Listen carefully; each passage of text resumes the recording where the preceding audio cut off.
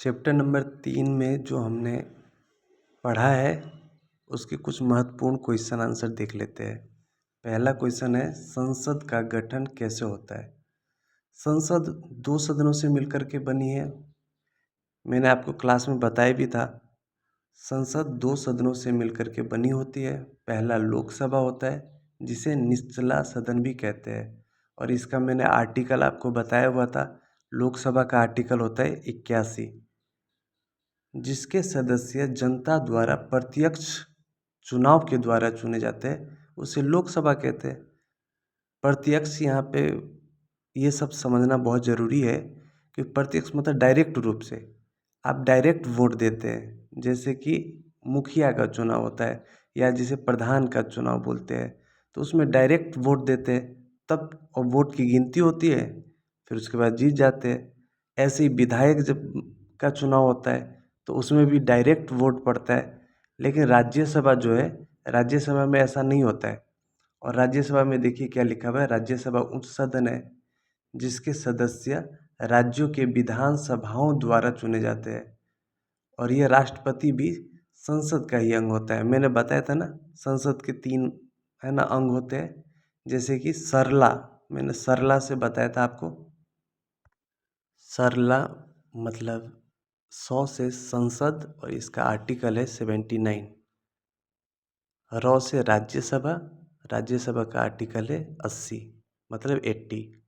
और लोकसभा, लोकसभा का 81। ये आपको याद रखना है। अब क्वेश्चन नंबर 2 देखते हैं। क्वेश्चन नंबर 2 में है, संसद की आवश्यकता क्यों होती है। आखिर संसद बनाया क्यों गया था, आखिर इसकी आवश्यकता है क्यों। संसद की आवश्यकता इसीलिए होती है क्योंकि पहला पॉइंट देखते हैं, यह जनता की इच्छाओं और आकांक्षाओं का प्रतिनिधित्व करती है।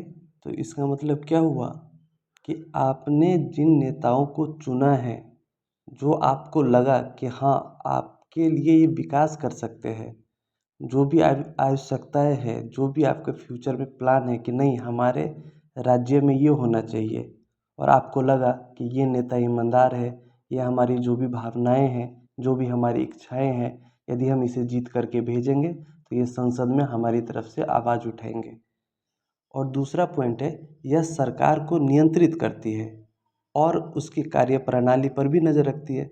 सही बात है ना। सरकार जो भी कार्य करती है उसमें क्या है, क्योंकि संसद के अंदर पक्ष और विपक्ष दोनों के लोग बैठे रहते हैं, तो ऐसा तो है नहीं कि जो सरकार में है, जो सत्ता में है, वो कुछ भी गलत कार्य करेगी तो कोई भी नहीं बोलने वाला है ना। विपक्ष तुरंत आवाज़ उठाएगी उसके लिए। अब तीसरा पॉइंट देखते हैं, यह कानून बनाती है और देश को सुचारू रूप से चलाने में मदद करती है। तो सही बात है, यदि देश में कानून व्यवस्था अच्छी रहेगी तभी तो देश अच्छे से चल पाएगा, है ना। इसका ना कुछ उदाहरण देख लेते हैं। जैसे कि आप सबका कानून व्यवस्था अच्छी नहीं रहेगी तो जिसका जो मन होगा वो करेगा। जैसे कि कोई पटरी के किनारे जा रहा है, उसका मन होने लग गया कि चलो पटरी तोड़ देते हैं, तो पटरी तोड़ने लग जाएगा। कोई स्कूल आ रहा है, आप लोग स्कूल जा रहे हैं, आपको मन हुआ कि चलो ये छोटा सा बच्चा है, इसे खूब मारते हैं, तो आपने खूब बाल पकड़ के खूब मारना शुरू कर दिया। क्यों? क्योंकि आपको डर ही नहीं है। कानून का डर बहुत ज़रूरी है।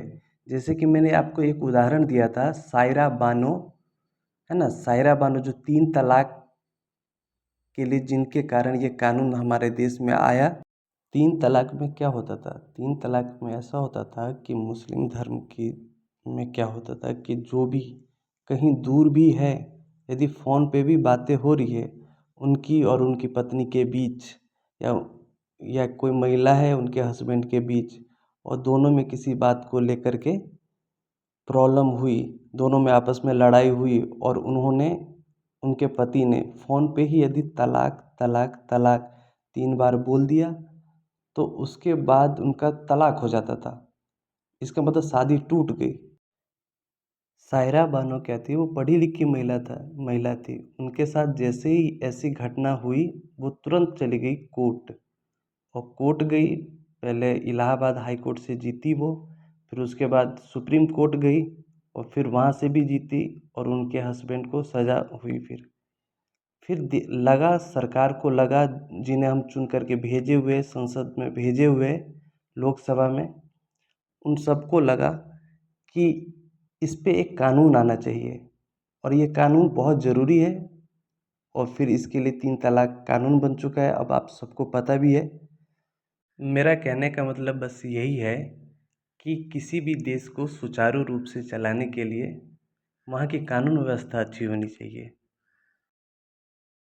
और इसके लिए कानून कौन बनाएगी? तो संसद बनाएगी। और चौथा पॉइंट क्या है कि यह नागरिकों के अधिकारों और कर्तव्यों की रक्षा करती है।